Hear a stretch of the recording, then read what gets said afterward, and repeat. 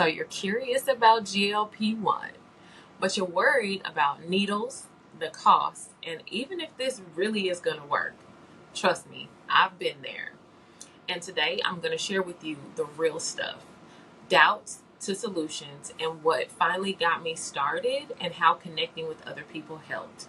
Stay with me to the end because this might be exactly what you need for you to get started on your journey too. If you don't know me, I'm Coach Kofia. I help women heal, thrive, and become mentally fit.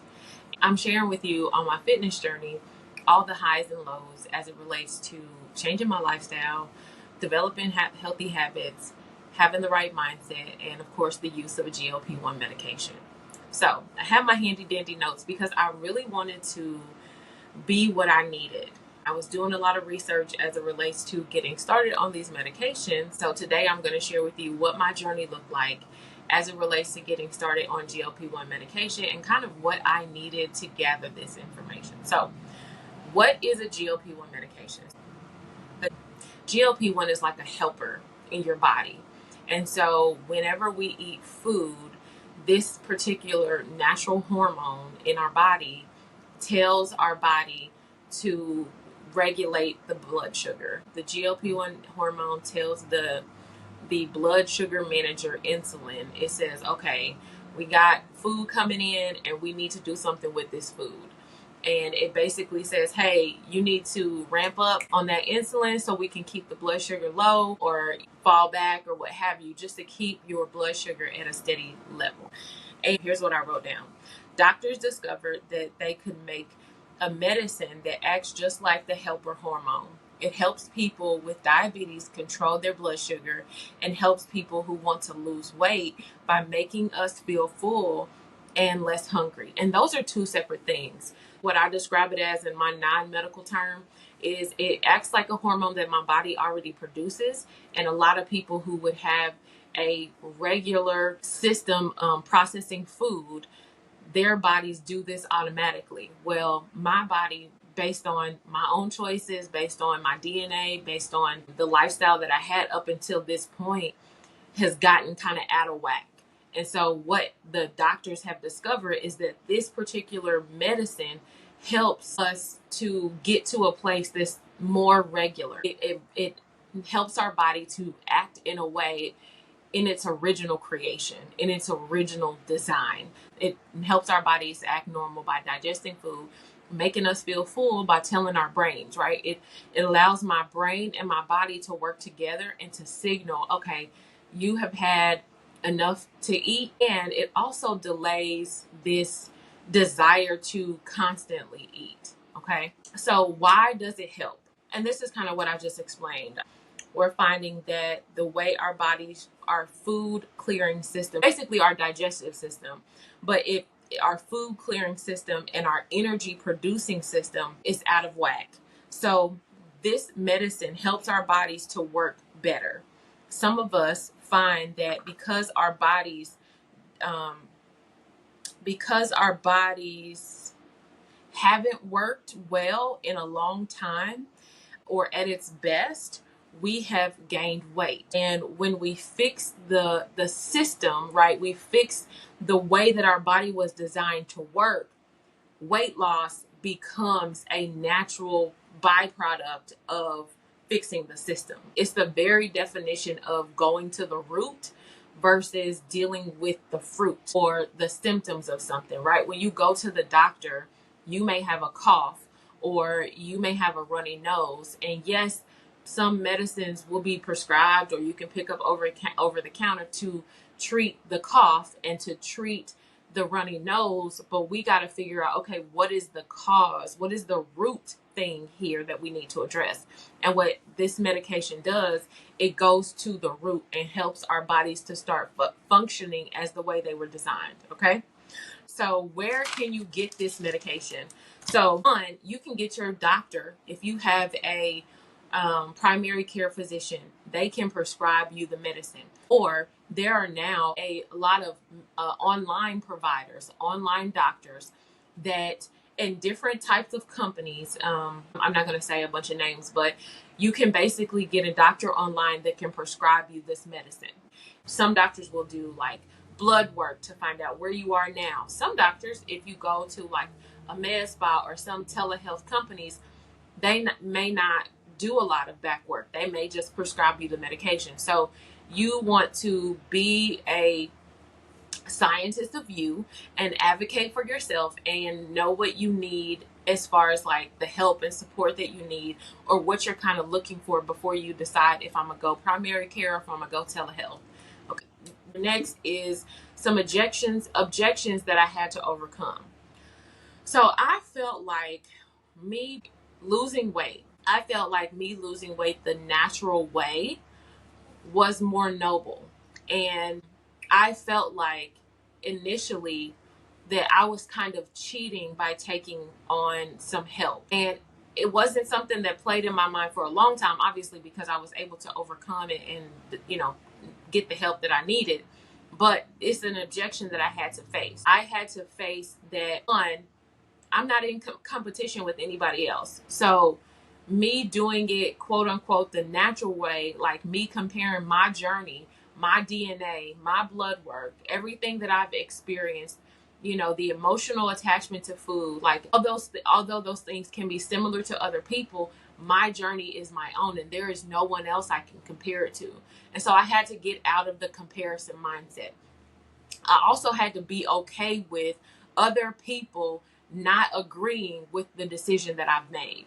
And this was a little bit easier for me because I have made choices in my life and worked around a lot of the thoughts I had towards other people and people pleasing. And so it allowed me to kind of take that same mentality as it relates to, for example, growing a business and being an entrepreneur. I took that same kind of mentality over into getting help for my health and using leverage to get to my goal more efficient. So I'm using the help of a medication so that I can get to my goal, but maybe you don't. And so maybe you have to face the fact that other people in your life are not going to agree. You're going to have to be okay with knowing that what they think of you and the decisions that you're making is none of your business. What they think of you is none of your business. You have to focus on you and why you're doing it. And so some of the things that I did in order to have the mindset around entrepreneurship is what is really happening at the root level here. Well, when you begin to change and you begin to grow and go after your dreams, other people their feathers are ruffled. Their feathers are ruffled because you become a mirror to them, either enjoying the life and appreciating the life that they have, or the regret of not doing the thing. And what happens is, if they support you and if they root for you and cheer you on, more than likely it is something inside of them that says that they're happy with their life. If they question you and try to talk you out of it and give you all the cons of why you're doing what you're doing, don't want to make these mistakes, that is also from a place internally in themselves, not being happy and trying to justify where they are in their life. And that is something that I had to understand about any change I decided to make. Whether you're starting a business, whether you're going for a different type of partner, whether you are going on your health journey, whether you desire to grow your money, whatever you decide to do to better yourself, the people that are currently at the same level, if you will, as you, are going to be faced with looking at themselves. And this is a subconscious thing. Just be okay with knowing, like, get to a place where you're comfortable saying, I am doing this for me, and build up ways to have conversations around people questioning you. If you're looking to improve your health journey, there's a very likelihood that you've ventured out to do other things. You've tried to improve your life in other ways. And not everybody is receptive to those changes. And so you've had people question why you're doing what you're doing. You maybe have trolls. And so really kind of arm yourself with responses that are natural for you, right? And so prepare yourself with those responses so that when people ask, you're not thrown off guard. So one thing I had to overcome as it relates to an objection from other people, being okay with people looking at you sideways for taking a medication. I had to resolve the issue that I had, that I looked at other people that I felt like they were taking the easy road. Why am I comparing my life to them? Like, and it really boils down to having a poverty mindset versus an abundant mindset. And I don't have time to go into like grave detail about this because this video is already getting long, but it's basically that poverty mindset says there's only a limited amount of resources. And all of these things, again, are subconscious. So it's not something that you consciously think about. It is the programming that you had from the time you were a little kid that says money don't grow on trees. You know, you being with your siblings and one person gets something means somebody else ain't gonna get it. You don't get, like it's the programming, okay? And so it's really having either there's limited amount of resources or there's an abundant amount of resources. Me having this thing does not take away from anybody else having this thing. There is an unlimited supply. And even if the world, society, media tells you there's a limited amount of resources, whether you believe that or not, you're right. And so if you can choose what you believe, you can believe that something is limited, you can believe something that is unlimited. Because ultimately, there's everything you decide to believe, you making it up. Because I literally do not have access to everything to know whether or not it's enough for everybody else. So it's either faith or doubt. And so it's either poverty or abundance. When I was starting on my journey as it relates to being confident in my ability to share, my ability to teach, my ability to coach, whatever, right? However you want to phrase it, I had to deal with those thoughts, those limiting beliefs, right? That's what we call them in the psychology field. But in the Christian field, we call them strongholds. And it's basically a build up of beliefs that I am now operating from as fact. And it's just a belief. And so I believed it was almost like one woman getting attention means I'm not going to get attention. One woman being beautiful means I also can't be beautiful. And so it's really about creating this mindset of there is no limit, right? There is no pie. That is an absolute fallacy. There is no pie that we all get a piece of. God created us in the garden. There is an unlimited amount. There's an unlimited supply. If you think about a garden, consumption creates more of it, right? When you plant a seed, you don't just get one apple, you get a tree, which produces more.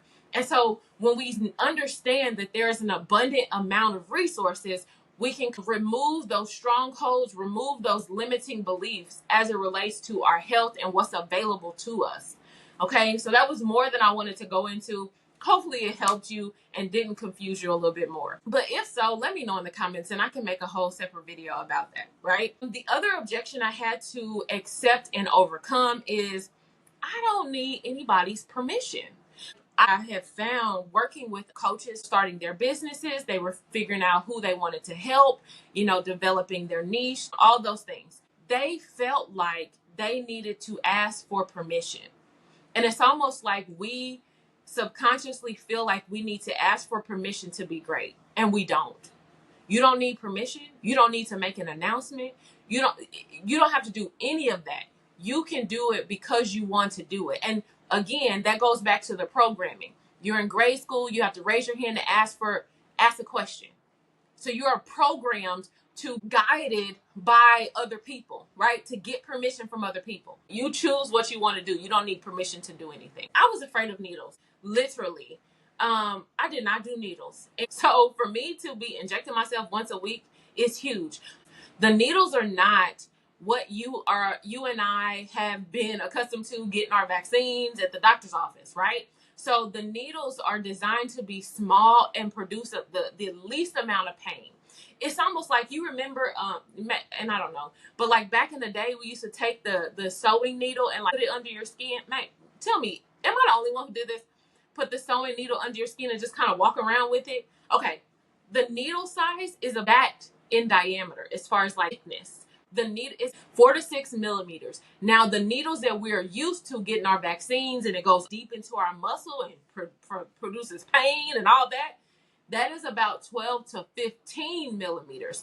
So it's a big difference in the size, which is a big difference in the pain. one is going into your muscle, so it needs to be bigger. The injections that you are using for the GLP-1s, it just goes barely beneath the skin. So it's not trying to get to your muscle. It is very small in comparison to what you may be used to as a needle. I didn't like getting my blood drawn because I'm a hard stick, so they would have to stick me a few times. Sometimes I had to get the x-ray on. It was a whole ordeal. But it's not that. And so I want to calm your sense of fear around it's going to be super painful. I'm doing the compound. So I literally inject myself. And so it's not what you're used to as it relates to your doctor's office and vaccine. Stay with me to the end because I'm going to give you 3 things that you want to make sure that you do before you jumpstart and go into the GLP-1 community. The last thing is kind of a big thing, and that is the cost. Okay. Going back to this poverty mindset versus a abundant mindset. I have to know that the person that is attracted to my services can pay for them. Whatever they decide to do in their own personal life as it relates to their finances is completely on them. I take no ownership in managing your money. You got to manage your money. Okay. And here's how I got to that type of mindset is because I had to take responsibility for mismanaging and how I manage my own money, right? I can't blame somebody for taking my money if I gave it to them, right? And so I had to be more aware of what I'm investing in and how I invest in it and how I use the rest of the money that I have to maintain my life. I say all that to say, because any money that I put out is an investment. It is an investment in me. So even if I buy a service from somebody, it is an investment in me, in my quality of life. If I invest in laundry service, it is an investment in me because I'm buying back my time. If I'm investing in clothing, it is an investment in how I want to look. It is an investment in my brand.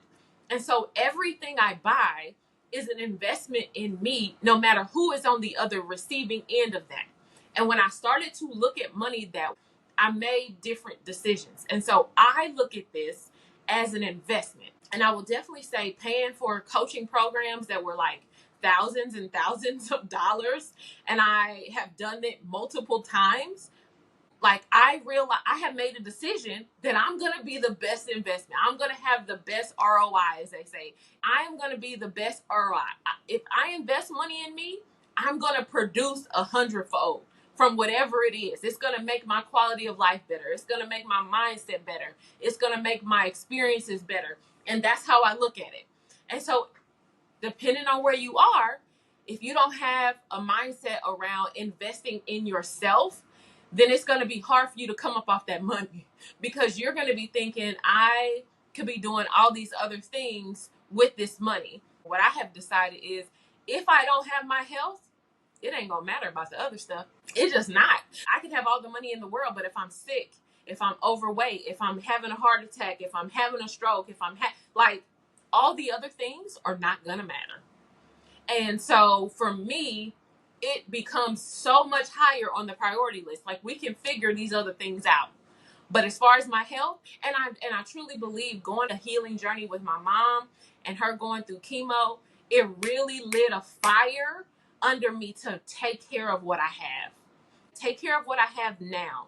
And here's how I decided to do that. And maybe some of these questions can be something that you ask yourself as it relates to your own health journey.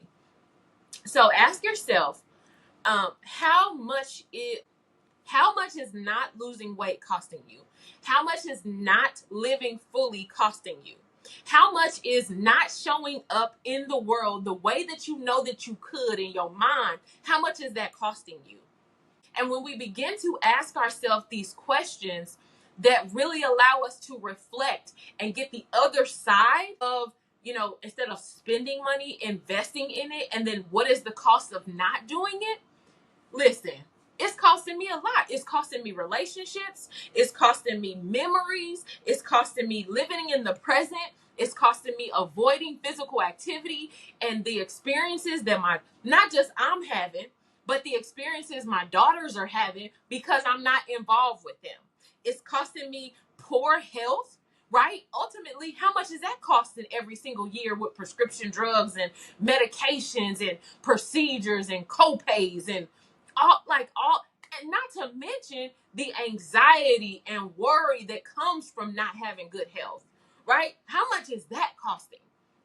And then think about this, the time that it takes, right? So one is the cost, the anxiety and all that, but then the time that you could be investing in spending time with your family, spending time with your friends, developing your gifts, all of that time you're spending on medications and doctor's visits and all these other ways that you could be spending, like you could be investing in your family and your friends and your children and their inheritance, right? It's costing. Like either way, it's going to cost, right? I heard a quote that said, like, if you don't invest in your health, you're going to pay for your sickness. Listen, I'm going to invest now. Some other things that I wrote down is the fear around poor health, the quality of life that the family that you have now is going to experience. Think about this. The people who are responsible for taking care of you in your old age, how much is it costing them? Would it be worth it to you to invest now to be less of a burden then? Right?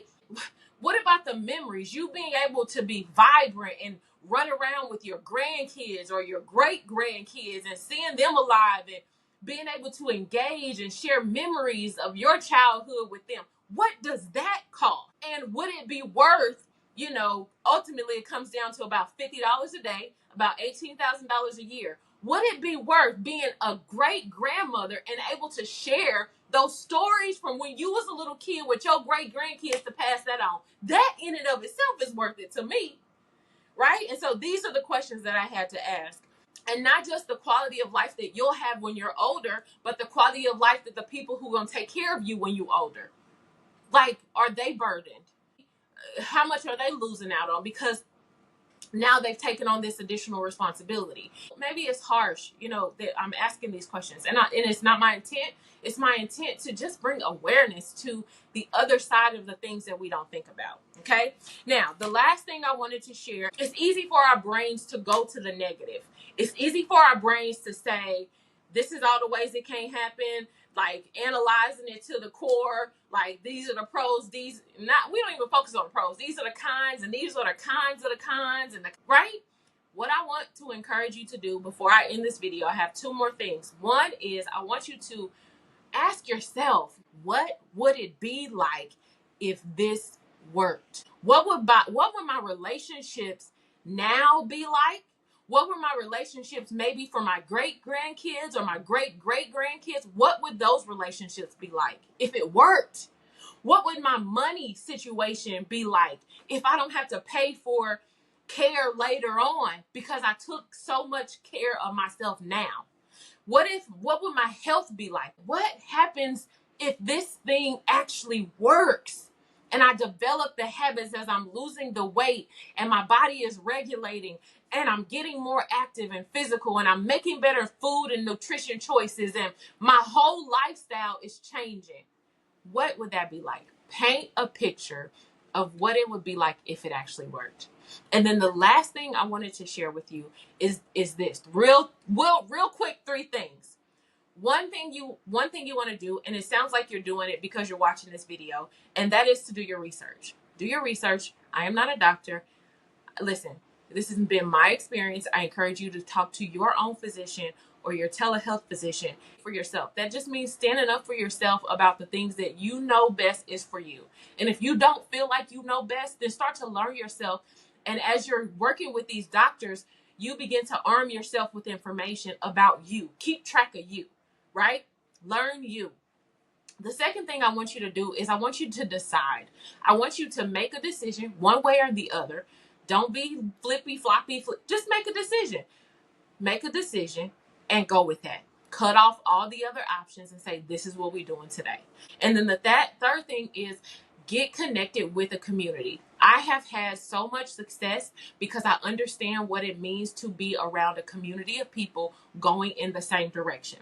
It is nothing like having people who are a few steps ahead of you or one step ahead of you and some of them behind you, but y'all all rallying for each other and rocking for each other.